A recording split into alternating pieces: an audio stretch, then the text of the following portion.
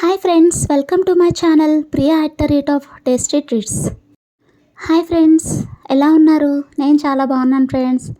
ఈరోజు నా చిన్న మినీ గార్డెన్ని మీతో షేర్ చేసుకుందామని నేను మీ ముందుకు వచ్చేసాను ఫ్రెండ్స్. నేను వేసుకున్న మొక్కలు నా దగ్గర బచ్చల కూర, రెడ్ బచ్చల కూర, దోసకాయ పాదు, కాకరకాయ పాదు, పొన్నగంటి కూర, మెంతికూర, ఆవుకూర, ఇన్ని రకాలు ఉన్నాయి ఫ్రెండ్స్. ఇప్పుడు మీరు చూస్తున్నది బచ్చల కూర. చూసారా ఎంత ఫ్రెష్గా, చాలా బాగుంది. ఇదేమో ఎర్ర బచ్చలి, రెడ్ కలర్ కాడతో. ఇది తింటే చాలా హెల్త్ బెనిఫిట్స్ ఉన్నాయి ఫ్రెండ్స్. థైరాయిడ్ ఉన్నవాళ్ళు ఇది ఒక రోజుకి 3 ఆకులు జ్యూస్ చేసుకొని తాగితే థైరాయిడ్ కంట్రోల్ అవుతుందని చెప్తారు. ఇదేమో దోసపాదు. చూసారా దోసకాయలు ఎంత బాగున్నాయో.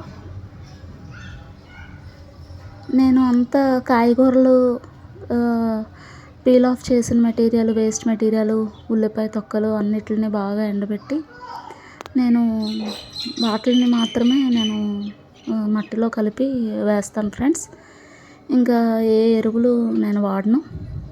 అదంతా వేస్టే కాబట్టి అవన్నీ ఎండబెట్టి మట్టిలో కలిపితే మంచి సైజుతో వస్తున్నాయి కాయగూరలన్నీ. ప్యూర్ ఆర్గానిక్ అని చెప్పచ్చు. ఎందుకంటే ఓన్లీ మట్టి, నేను వేసే కాయగూరల చెత్త తప్ప ఇంక ఇందులో ఏమీ లేదు.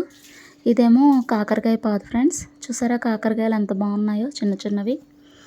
ఇంకా పెద్ద అయిన తర్వాత కూడా చూపిస్తాను వీలైతే. స్పెషల్గా విత్తనాలు తెచ్చి అయితే వేయలేదు ఫ్రెండ్స్. కాకరకాయలు తెచ్చినప్పుడు పండిపోయిన కాకరకాయని ఒకటి వేసాను అనమాట. ఈ విధంగా వచ్చింది.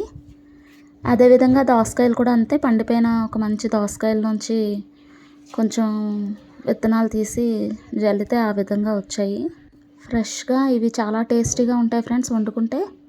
ఇదేమో మెంతికూర, పొన్నగంటి కూర,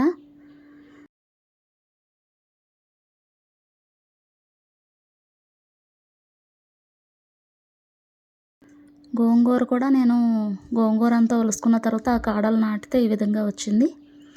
ఇదేమో ఆవుకూర ఫ్రెండ్స్. ఇవే నా దగ్గర ఉన్న కాయగూరలు. మిరప మొక్కలు కూడా వేసాను ఫ్రెండ్స్. 2 ఉన్నాయి చూసారా.